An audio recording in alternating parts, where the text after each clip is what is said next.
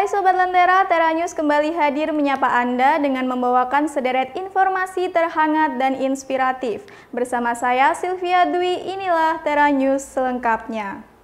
Kita mulai dari Kabupaten Madiun, Jawa Timur. Jelang pelantikan dan pelaksanaan retreat, Bupati dan Wakil Bupati Madiun terpilih melakukan tes kesehatan di Rumah Sakit Umum Daerah Dolopo, Kabupaten Madiun, Jawa Timur.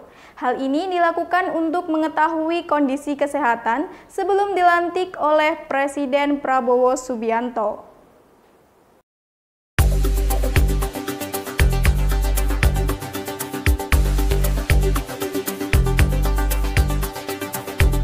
Tes kesehatan tersebut dilakukan dalam rangka persiapan retreat atau pembekalan kepala daerah terpilih setelah dilantik Presiden Prabowo Subianto, dan akan dilaksanakan pada tanggal 21 hingga 28 Februari 2025 di Magelang, Jawa Tengah.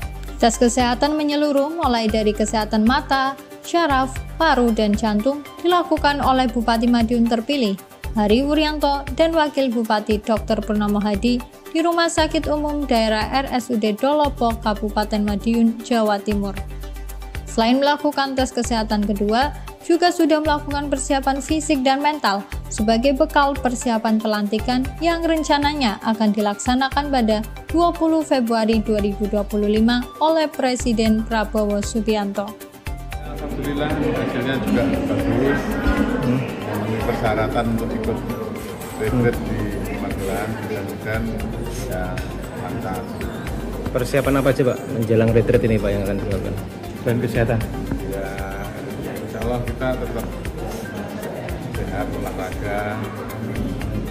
Yang penting kesiapan mental kita. Ya, mudah-mudahan kegiatan ini kan diikuti seluruh bupati terpilih, sehingga insya Allah akan membawa kebaikan bagi kabupaten. Amin. Kalau tanggapannya terkait retreat sendiri seperti apa Pak? Dukungannya? Begini, jadi retreat itu dilaksanakan itu untuk harmonisasi program dari pusat dengan daerah, sehingga supaya tidak rantainya panjang, Pak Presiden mengharapkan melakukan bersama-sama, sehingga harmonisasi yang akan disampaikan itu tidak akan menentukan, tapi sesuai dengan yang diharapkan oleh pemerintah. Tapi tes kesehatan menyeluruh, fisik secara umum, terus kemudian ada pemeriksaan mata, saraf, paru, terus kemudian jantung, ya, semua secara fisik sudah dicek. Kalau dari hasil pemeriksaan sendiri tadi seperti apa? Alhamdulillah ini secara umum baik semua, baik Pak Bupati dan Pak Wagub baik semua. Jadi siap ya untuk ikut retreat itu ya Pak? Siap. Wiwik Eko Prasetyo melaporkan untuk Lentera TV.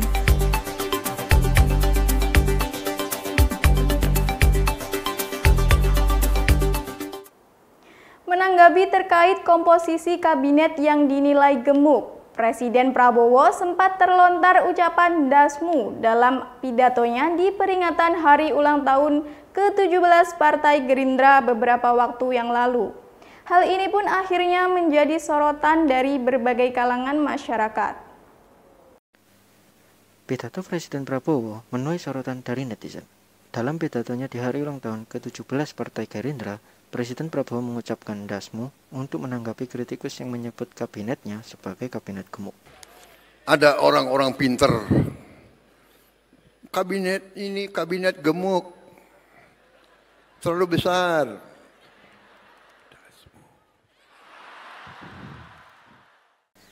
Beliau juga membandingkan luas negara Indonesia dan juga kabinetnya dengan Timor Leste.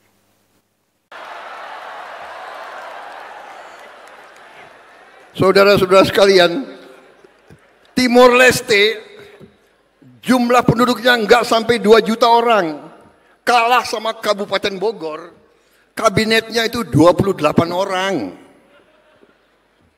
nggak sampai, lebih kecil dari Kabupaten Bogor, kabinetnya 28 orang. Kita seluas Eropa 27 negara. Dia punya 27 Menteri Keuangan, 27 Menteri Dalam Negeri, 27 Menteri Luar Negeri, 27 Panglima. Kabinet gemuk. Kita ke berita selanjutnya. Saat ini teknologi dari Tiongkok, mulai dari infrastruktur 5G hingga ponsel pintar, ternyata telah banyak dipakai di berbagai belahan dunia.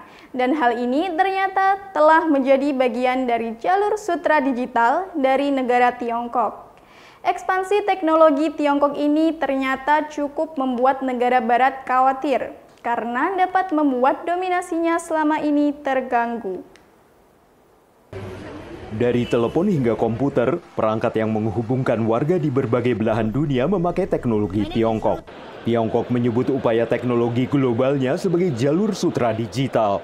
Diluncurkan tahun 2015, Beijing menggambarkannya sebagai dimensi teknologi dari prakarsa sabuk dan jalan dengan ruang lingkup dari dasar laut hingga antariksa. Jerman memakai teknologi Tiongkok tapi sedang mempertimbangkan apakah akan melarang peralatan 5G Tiongkok. Und die wesentliche Neuerung ist, dass sich jetzt diese strengen Überprüfungen auf etwaige Sicherheitsrisiken auch auf die Bestandskomponenten in den TK-Netzen, in den Telekommunikationsnetzen beziehen und in den nächsten Monaten. Kedutaan Besar Tiongkok di Berlin menanggapi dengan menyatakan bingung dan sangat tidak puas terhadap langkah Jerman. Di Amerika Serikat, pembatasan kuat terhadap teknologi Tiongkok dimulai pada masa Presiden Donald Trump yang khawatir akan masalah keamanan nasional. Sementara di Inggris, teknologi Huawei harus dihapus dari jaringan 5G mereka pada akhir 2027. Dan ini merupakan tanggapan Tiongkok terhadap keputusan Inggris pada tahun 2020. 英方在没有任何确凿证据的条件下，以莫须有的风险为借口，配合美国一再歧视、打压、排除中国企业，公然违法。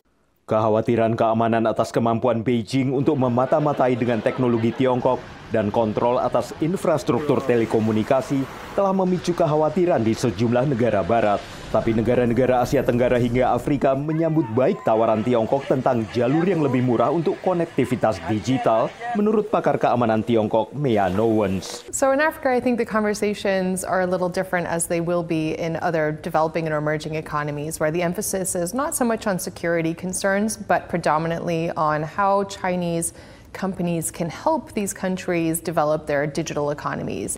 Meski sejumlah negara di luar Tiongkok menyediakan pilihan untuk peralatan teknologi seperti telepon, ada satu wilayah persaingan digital di mana Amerika dan Tiongkok merupakan pemain utama, menurut pakar risiko keuangan Robert Greene. Cloud services and cloud computing is a very big area to focus on. Meski persaingan antar negara mungkin terjadi di tingkat geopolitik, tapi menurut analis, hal ini juga berdampak pada konsumen. Understanding this larger geopolitical context is really important for the average consumer to understand that we're not necessarily dealing with another government that operates in the same way as our government does. Seperti halnya teknologi apapun, menurut Mia, konsumen harus mempertimbangkan seberapa besar teknologi yang mereka gunakan bisa dipercaya, dan apa risiko yang mungkin ditimbulkan oleh teknologi itu, seperti siapa yang menyimpan data pribadi pengguna, dan bagaimana informasi itu digunakan. Dari Arlington, Virginia, saya Helby Yohanes dan tim VOA. Tim Indonesia sukses menorehkan sejarah dengan menjuarai Badminton Asia Mixed Team Championship 2025 di Qingdao, China.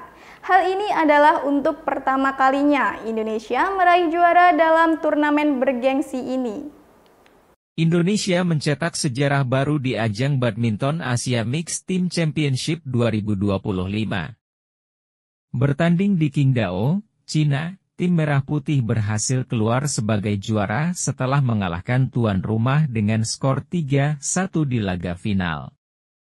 Perjalanan Indonesia dimulai dari babak grup, di mana mereka tampil dominan dengan mengalahkan Hong Kong 5-0 dan menang 3-2 atas Malaysia.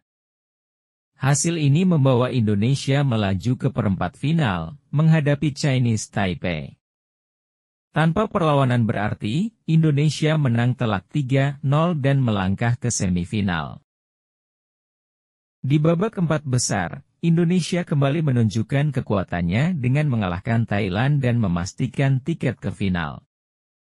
Partai puncak mempertemukan Indonesia dengan tim kuat Cina. Bermain penuh semangat, skuad Indonesia akhirnya memastikan kemenangan dengan skor 3-1, meraih gelar juara untuk pertama kalinya dalam sejarah BAM. Beberapa pemain yang berkontribusi besar dalam kemenangan ini diantaranya Dejan Ferdinansyah, Siti Fadia, Shohibul Fikri, Daniel Martin, Lan Nitria dan Siti Fadia. Sebelumnya, beberapa pemain ini juga tampil impresif di ajang Thailand Masters. Dengan hasil ini, Indonesia semakin mengukuhkan posisinya sebagai salah satu kekuatan utama bulu tangkis di Asia. Sekali lagi, selamat untuk tim Indonesia. Sesaat lagi kita akan membahas tentang bagaimana para diaspora Indonesia hidup menjalani sisa hidupnya di negara orang. Jadi tetap di Tera News.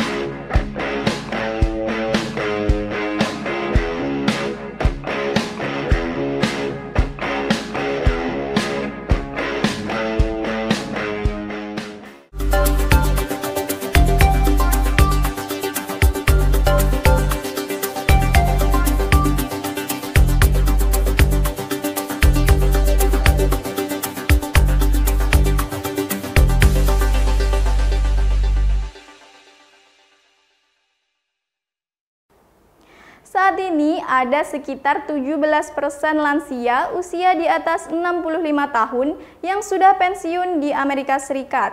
Kebanyakan hidup terpisah dari anak dan keluarga, hanya 15 hingga 20% yang tinggal bersama anak.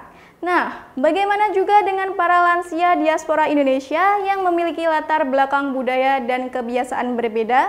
Berikut liputan tim VOA. Itu kan bagus kalau ditendang untuk telepon. Jadi ini tempat telepon itu. Iya, kan lucu. Usianya sudah 81 tahun, tapi Indradi Partowardoyo masih aktif melakukan kegiatan pertukangan di basement rumah anaknya di Silver Spring, Maryland. Jadi dulu tuh saya di Indonesia sampai tetangga saya aja heran.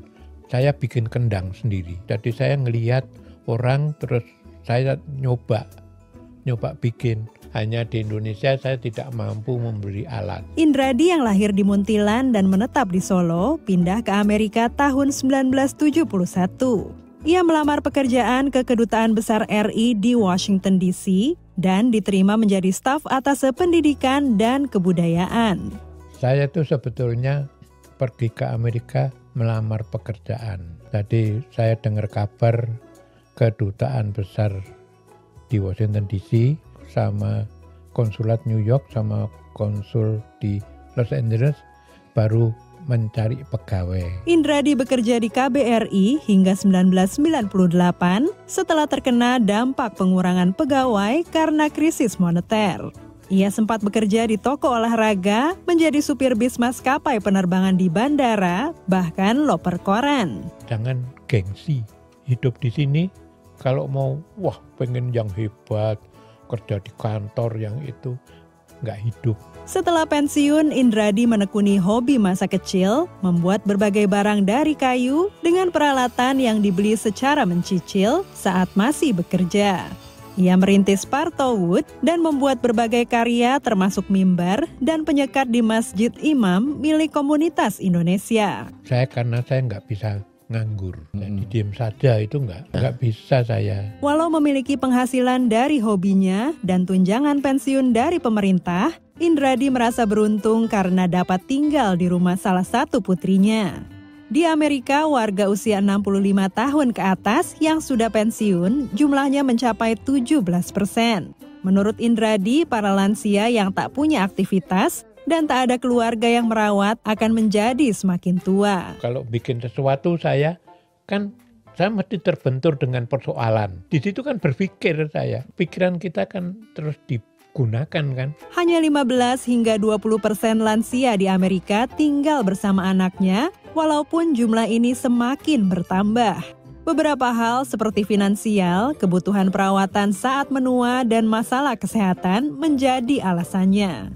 Ira Puspita, diaspora Indonesia di Alexandria, Virginia, memilih merawat ibu mertua di rumahnya setelah pandemi hingga meninggal dunia. Ibu sih tadinya maunya tinggal sendiri ya, karena udah bisa tinggal sendiri. Tapi kita bilang kalau tinggal sama kita bisa take care. And then kita bisa everyday ketemu. Tantangannya itu sebenarnya kalau kita nggak ada pengetahuan, kita nggak banyak join community atau berbicara dengan teman yang punya pengalaman yang sama merawat orang tua, itu sangat berat karena ada stres ya. Menjadi lansia di Amerika memiliki tantangan tersendiri. Namun memiliki anak yang mau membuka pintu rumahnya bagi orang tua mereka, menurut Indradi adalah hasil dari nilai kekeluargaan yang ditanam kepada anak-anaknya sejak kecil. Kita jadi orang tua tuh nggak usah ngasih kuliah, kita kasih contoh aja. Dari Silver Spring, Maryland, tim VOA.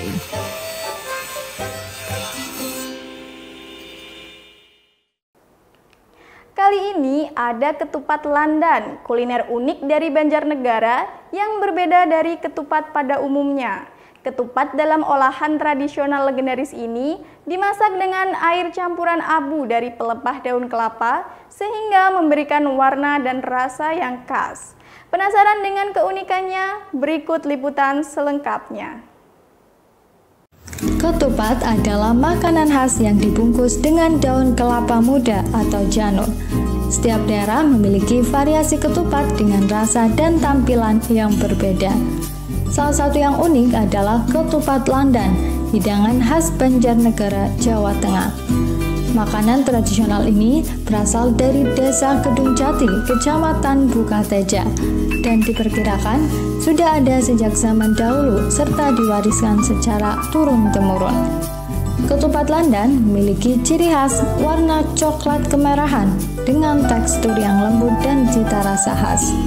Sebelum direbus, ketupat dibungkus dengan anyaman janur dan diisi beras yang sudah dicuci bersih. Yang membedakannya dari ketupat pada umumnya yaitu terletak pada proses memasaknya yang menggunakan campuran abu. Abu tersebut berasal dari batang padi atau pelepah daun kelapa yang sudah dibersihkan lalu dibakar. Abu yang telah dibakar akan dicampur dengan air dan diendapkan. Kemudian airnya akan digunakan untuk merebus ketupat tersebut. Nah, proses inilah yang menjadikan warna coklat kemerahan pada bagian ketupat. Biasanya, ketupat landan disajikan bersama opor ayam atau hidangan berkuah santan lainnya. Ketupat ini juga cocok disantap dengan tahu gimbal, pecel, atau gado-gado sebagai pelengkap hidangan. Oleh karena itu, sangat cocok menjadikan kupat landan sebagai menu istimewa di hari raya bersama keluarga. Melalui Studio Bumi, seorang warga Indonesia di New York mempopulerkan konsep communal dining alias makan duduk bersama dengan orang-orang tak dikenal. Sajiannya 100% makanan Indonesia. Setahun kegiatan ini berjalan, tiketnya selalu laris dibeli muda-mudi New Yorker. Ini bukan restoran, melainkan acara makan malam bulanan berbayar atau communal dining di kota New York. Menunya 100% makanan Indonesia. Tamunya mayoritas muda-mudi Amerika dan internasional yang belum banyak tahu makanan Indonesia. For this, it came up as an ad, and then my partner's Indonesian, and we don't usually find Indonesian food as in like such a great setting as this. So we're like, we have to go. I felt like I really liked the seasoning, and usually it feels very sweet. I have a sweet tooth, so I liked that everything was kind of sweet. Communal dining ini lahir pada 2023 akhir lewat Studio Bumi, inisiatif warga Indonesia di New York, Bagus Wicaksono. I am fortunate enough untuk waktu pertama kali pindah ke US, ke New York in particular, I went for school, sekolah di sini, dikelilingin banyak teman-teman internasional, and I invited these people. Jadi teman-teman internasional duduk bareng, 5 orang, 7 orang, 10 orang duduk bareng, and then bulan kedua mereka datang sama teman-temannya. Bulan kedua mereka nggak datang, teman-temannya datang. Bagus bermitra dengan Jason yang baru pindah dari Los Angeles dan kini mengepalai dapur Studio Bumi. Menunya berubah setiap bulannya dengan tetap utamakan perkenalkan cita rasa Indonesia ke lidah New Yorker. One time we made ayam taliwang for one of our communal dining event. But as well, yeah, but people loved it. It was a different experience for them. Konsep communal dining tidak asing bagi para muda-mudi New York. Membayar $75 dengan slot terbatas, pelanggan tak hanya membayar makan malam dengan 8 menu berbeda, tapi juga suasana dan koneksi baru. I don't do it often. So it's a really good way to like start conversations between people because I came here not knowing anyone but Bagus, and now I feel like I know like 5 or 6 other people. You know? Popularitas makanan Indonesia masih sangat minim di New York. Kalah dominan dengan makanan Asia Tenggara lain seperti Thailand, Vietnam, dan Filipina yang memang punya populasi jauh lebih besar di Amerika.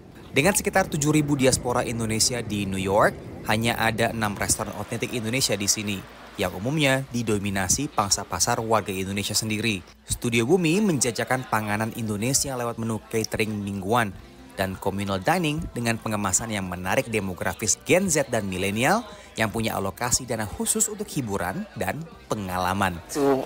It's easier to do this my way, like Studio Bumi, daripada punya restoran. Brick and mortar costs a lot in New York. And then we only cook for a shared kitchen, commercial kitchen, fully equipped. So mereka semua tanggung semua biaya list, everything untuk operasional, semua equipment and everything. Kehadiran Studio Bumi jadi angin segar bagi ambisi mengglobalkan cita rasa Indonesia lewat pendekatan urban dan modern, sekaligus juga efisien di tengah tantangan mahalnya biaya mendirikan bisnis di kota apel besar. Dari Brooklyn, New York, Randy Wicaksana, VOA. Arca Prajna Paramita, salah satu warisan budaya Indonesia yang tetap cantik dan utuh sejak abad ke-13. Setelah sempat berada di Belanda, Arca Prajna Paramita kini telah kembali ke Indonesia dan menjadi koleksi berharga di Museum Nasional Indonesia.